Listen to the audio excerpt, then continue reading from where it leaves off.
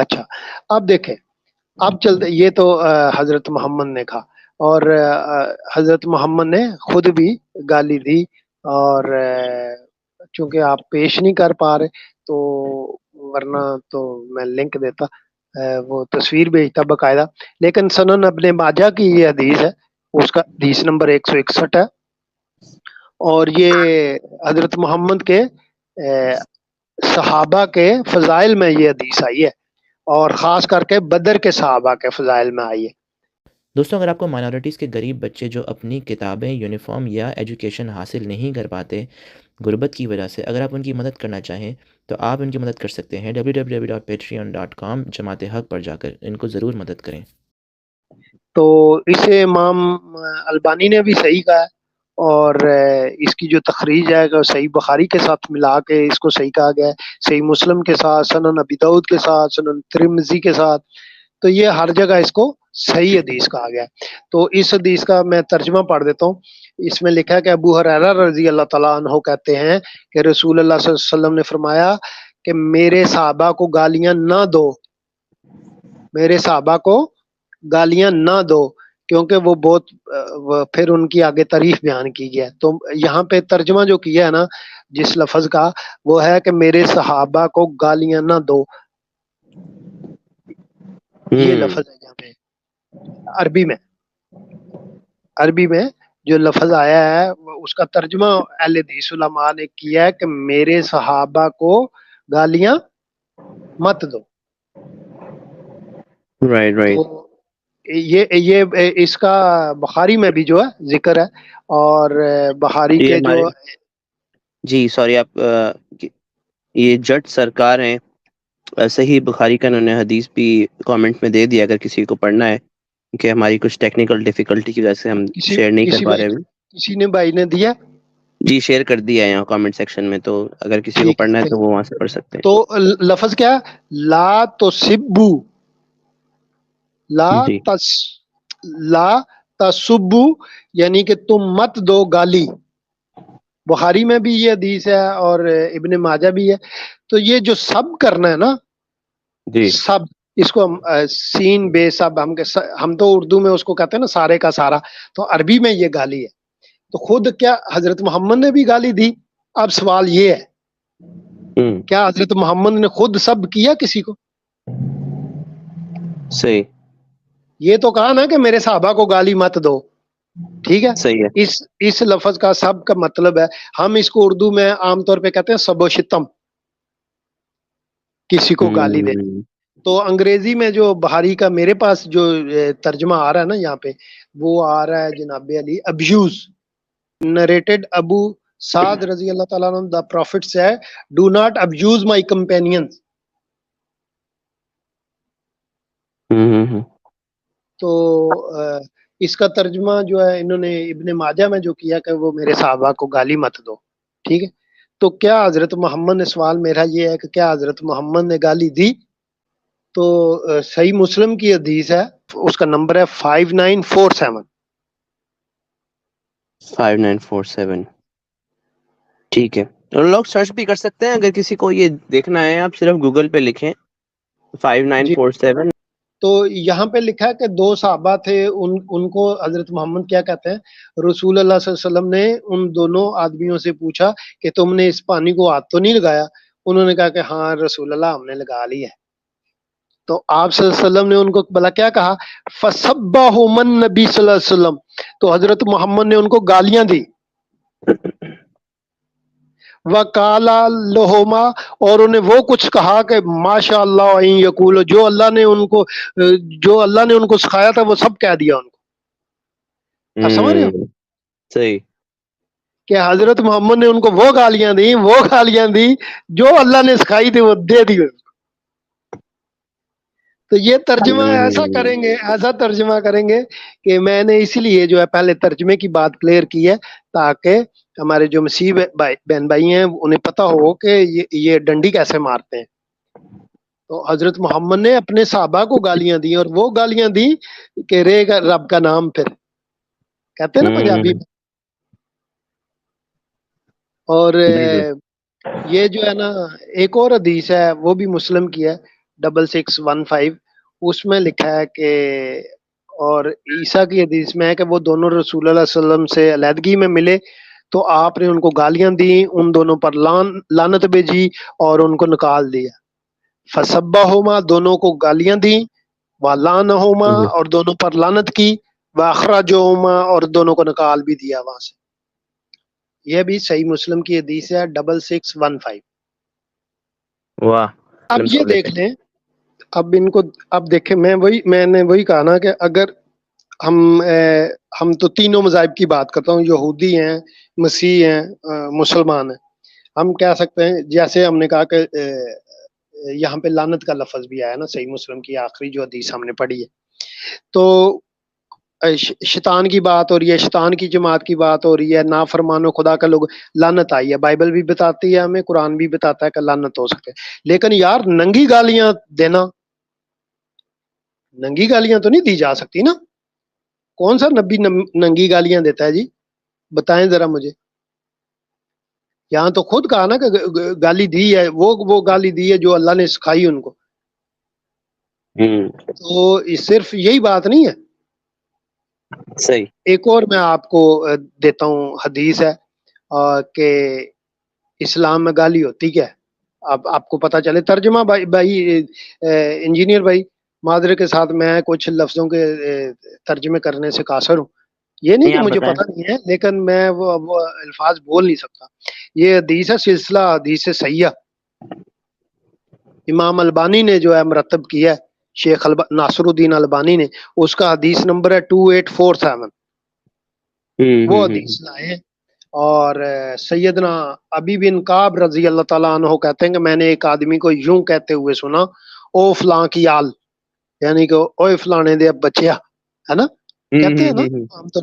تو میں نے اسے کہا کہ تو اپنے باپ کی شرم گاہ کو جا کے چبا. کہتا ہے کہ میں نے یہ بات کنائے اشارے میں نہیں کی تھی، بلکہ سیدھا سیدھا کہا تھا. اب میں وہ سیدھے سیدھے الفاظ میں نہیں بول سکتا، میں نے شرم گاہ بول دی، ٹھیک ہے نا. یا اپنے باپ کی شرم گاہ کو اپنے دانتوں سے چبا، یعنی پینس، جو بیسیکلی جی انگلش میں پینس بولیں گے اس کو. صحیح صحیح صحیح. پینس بولیں گے، ٹیسٹیکل بولیں گے، جو بھی بولنا ہے بولا کہ وہ اپنے منہ میں ڈال. جی اچھا، نہیں نہیں بول رہے ہیں آپ. دیکھیں لوگ تو یہاں پر ہیں تھوڑا. اس آدمی نے آگے سے کہا کہ اے ابو المنظر، تو اتنا فاش گو تو نہیں تھا، تجھے کیا ہوا ہے؟ کیوں یہ تو نے یہ کیسے الفاظ بولے ہیں میرے باپ کے بارے میں، ہے نا، کہ میں جا کے اس کے سودے کو منہ میں لے لوں.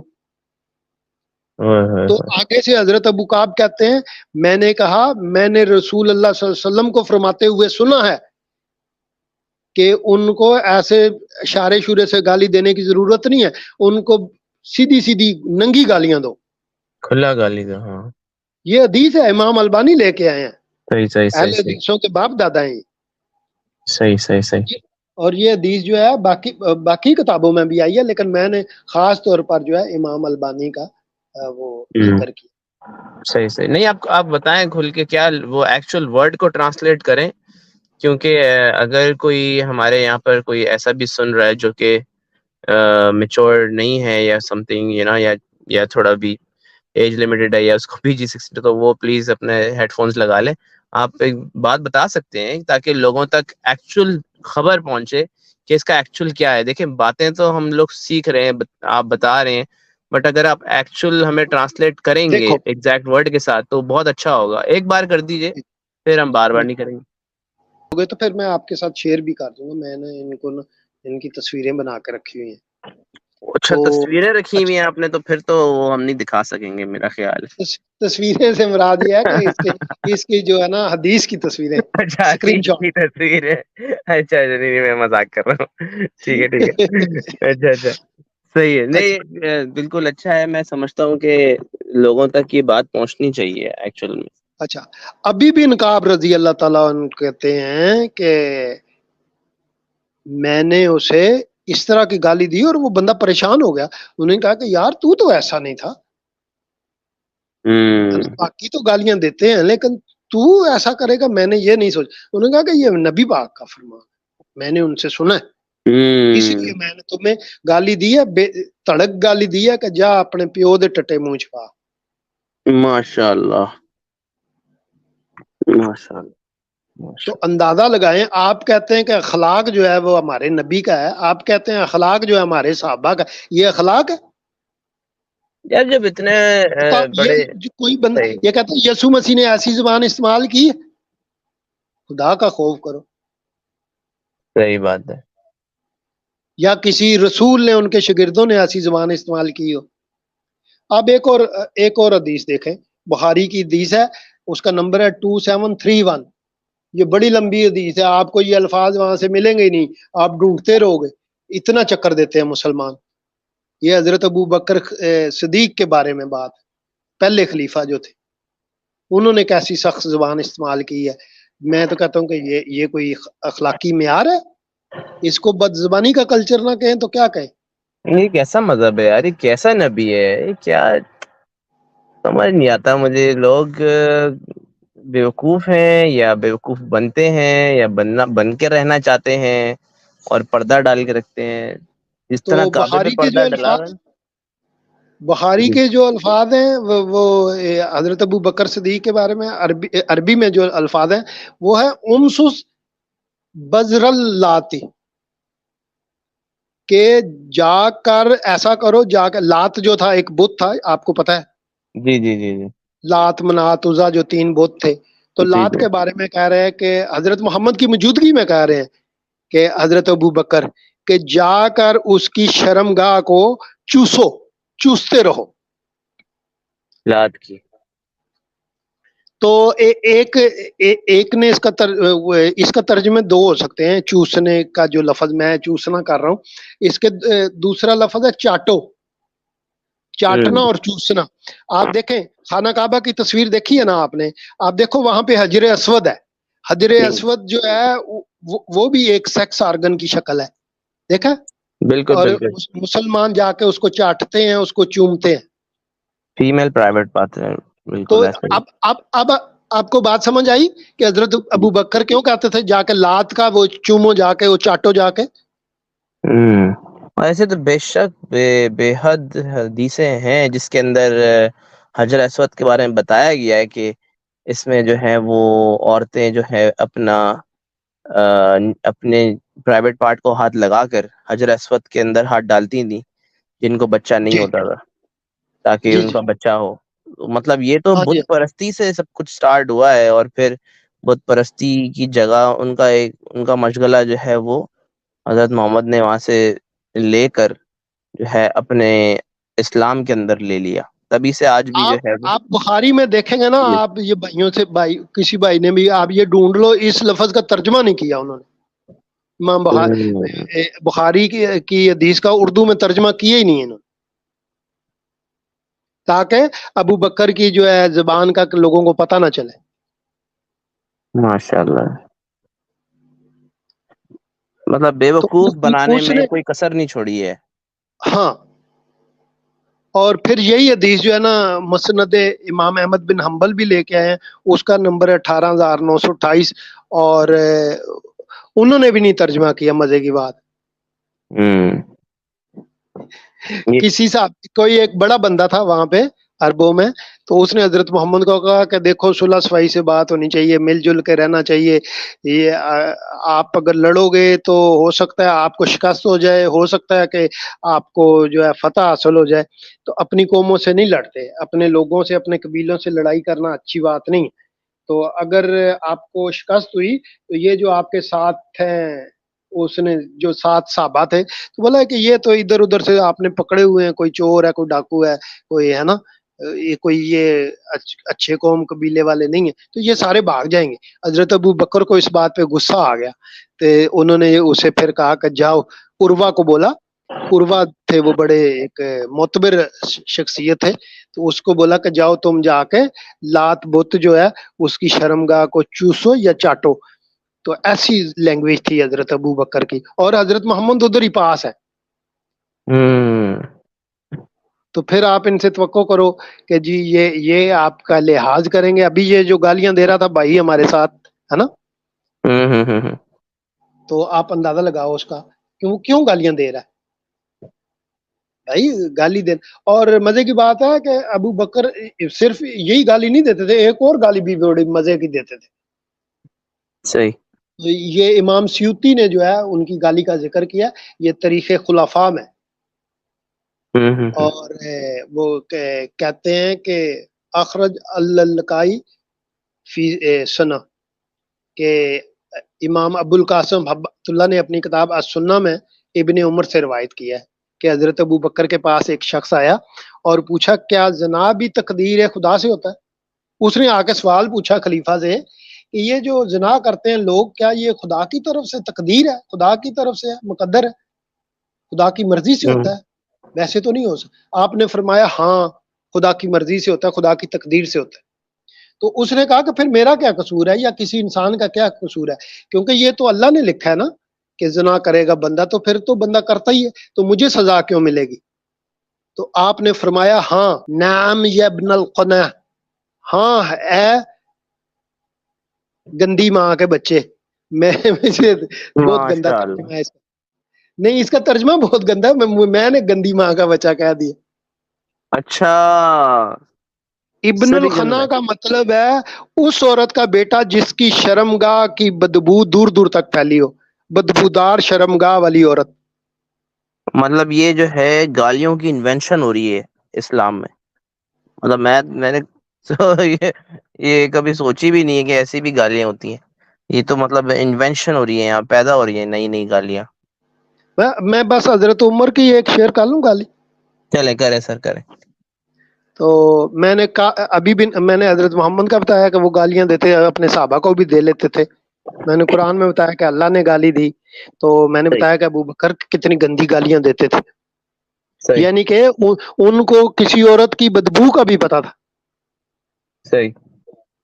اندازہ لگائیں، خلیفہ اول کو عورتوں کی شرمگاہ کی بدبو بھی جو ہے وہ اسپیشلسٹ تھے. ناک تیز ہوگی، بہت ناک تیز ہوگی.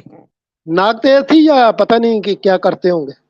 صحیح صحیح، سمجھنے والے سمجھ متعارف گئے. تھے ان سے.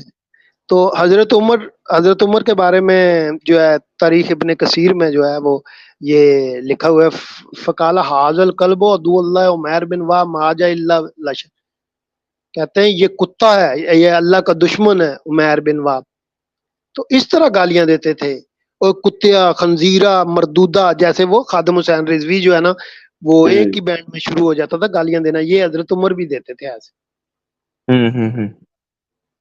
تو میں کہتا ہوں میرے محترم بھائیوں بہنوں، اچھی طرح سے سمجھ لو اور اسے یاد رکھو کہ جس کا اخلاق تباہ ہے، گالی گلوچ اور بد زبانی کرنے والا ہے، وہ خدا کا ولی یا مقرب نہیں ہو سکتا. آپ تو نبیوں کا سردار تو بہت دور کی بات.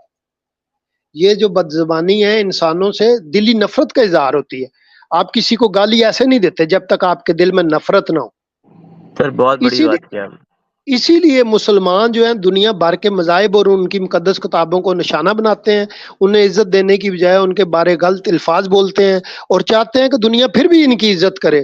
واہ جی واہ، سبحان اللہ. بنتا ہے کہ نہیں بنتا؟ آپ نے سیکھا ہی گالیاں دے. اور نیچے جو وہ سبسکرائب کا بٹن ہے نا اس کو ہٹ کرو. کہانی ختم. دیکھو مت، جلدی سے کرو سبسکرائب.